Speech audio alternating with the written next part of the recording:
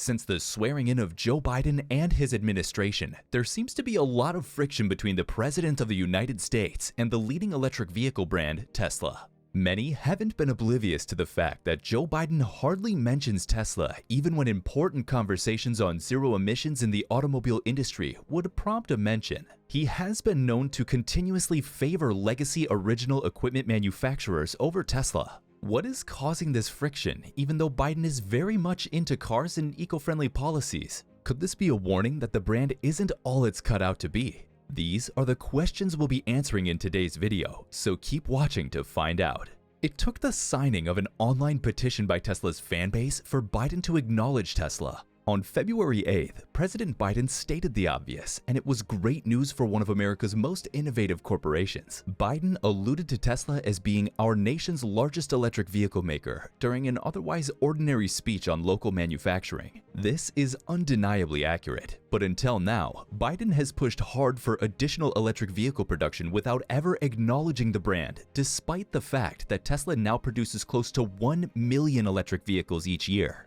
Instead, Biden has stated that General Motors and Ford are the forerunners in electrification. This is obviously inaccurate, as the numbers don't lie. These companies aren't even scratching the surface when it comes to electric vehicle manufacturing compared to Tesla. In addition to Tesla being conspicuously absent from Biden's statements, General Motors and Ford CEOs are frequent visitors to the White House, but Tesla's CEO Elon Musk has yet to appear with Biden. The exclusion triggered a mini movement spearheaded by Musk to persuade Biden to acknowledge Tesla, resulting in an odd standoff between Biden and some of the most ardent electric vehicle drivers. While there are a variety of reasons why Biden and Musk may not get along, analysts believe the White House's rejection is down to one factor. Sam Abuelsamid, a zero-emission mobility expert at Guidehouse Insight, believes the main reason is because Tesla and Musk are anti-union.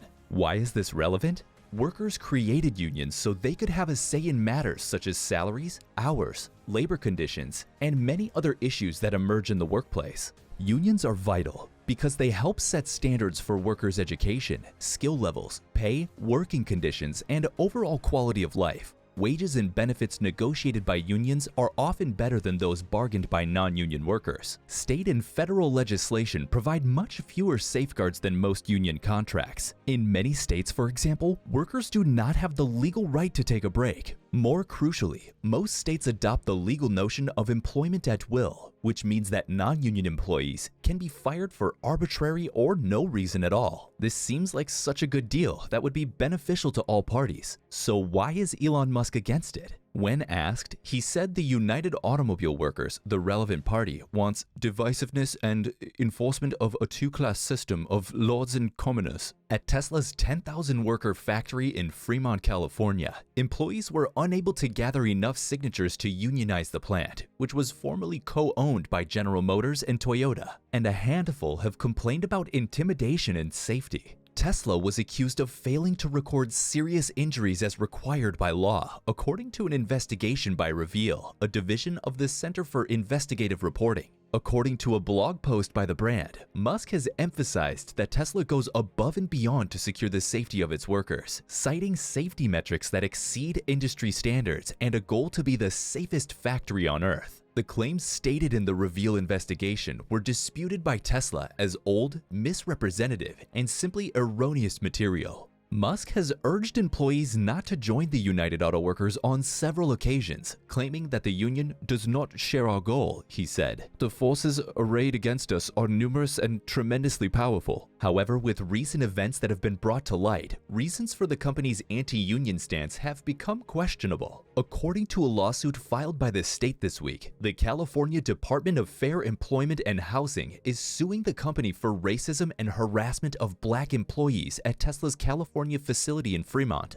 The case has been labeled unfair by the company. The lawsuit claims that the black and African American employees at Tesla's Fremont factory are segregated to the lowest levels after a 3-year inquiry. The lawsuit alleges that black employees have been subjected to racist language and drawings, that they've been pushed more harshly than white employees, also that they've been denied career progression prospects and fair pay for work that is equivalent to that of other employees. Unions fight to pass legislation at the national, state, and municipal levels to improve working conditions for its its members. In the end, this is beneficial to all workers. The 8-hour workday is an example of a positive development that unions have achieved that benefits everyone. With this information, we're forced to look at Tesla's anti-union motives in a light. Workers' complaints about being fired for trying to form a union at Tesla have become regular. Jim Owen, who quit the Tesla factory in Fremont, California in March 2018, owing to safety concerns after a robot nearly killed him while working on car hoods, said, "I wore a union shirt virtually every day to work, and my supervisor at the time questioned me why I wore it. He said top management wouldn't like it if I wore it." Musk also accused a worker of being a union plant in February 2017 after he detailed many difficulties at Tesla in a Medium blog post. Musk also promised the staff free frozen yogurt in an email to employees, framing unionization efforts as a campaign by big car companies against Tesla. Tesla employee Michael Sanchez claimed he was ordered to leave the Tesla factory by security for passing out pro-union pamphlets to coworkers the same month.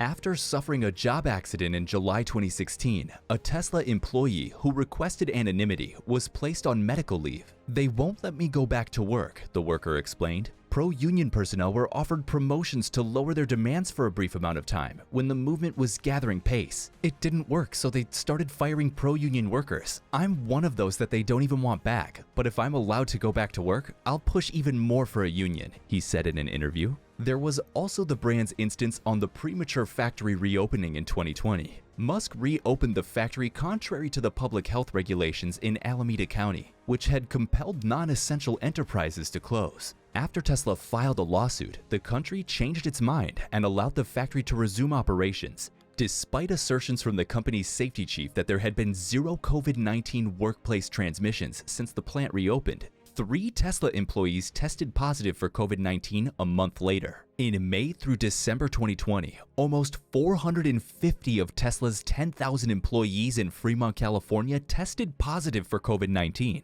Whilst these factors may not affect the production of cars or making a profit, we can't help but think the company's ethics leaves a lot to be desired, which leads us to another issue: taking manufacturing shortcuts. The world had previously watched on in admiration as Tesla was seemingly unaffected by the chip shortage that hindered other automobile brands from producing more vehicles from mid-2020. But it seems trouble is brewing, and we're not being kept in the loop. It recently came to light that according to 2 Tesla employees and an internal communication seen by CNBC, the company opted to delete one of the 2 electronic control units that are normally present in the steering racks of select made-in-China Model 3 and Model Y cars. The exclusion, which has already affected tens of thousands of vehicles being supplied to customers in China, Australia, the United Kingdom, Germany, and other parts of Europe, was not disclosed by Tesla. It was unclear whether Tesla will make alterations to automobiles made in or transported to the United States. The omission suggests that Tesla had to make adjustments beyond what it had previously disclosed in order to keep its production and sales running in the last weeks of 2021.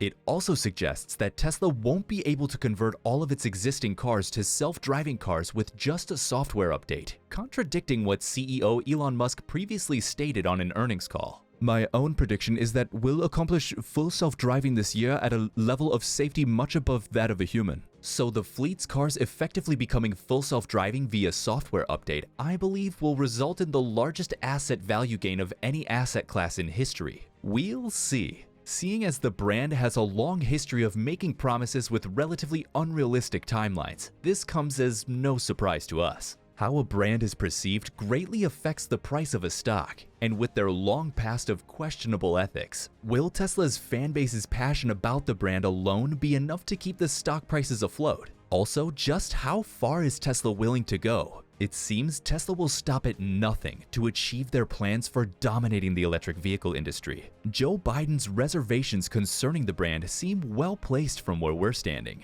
Do you share Joe Biden's reservations about Tesla? Do you think Tesla should be unionized? Comment down below.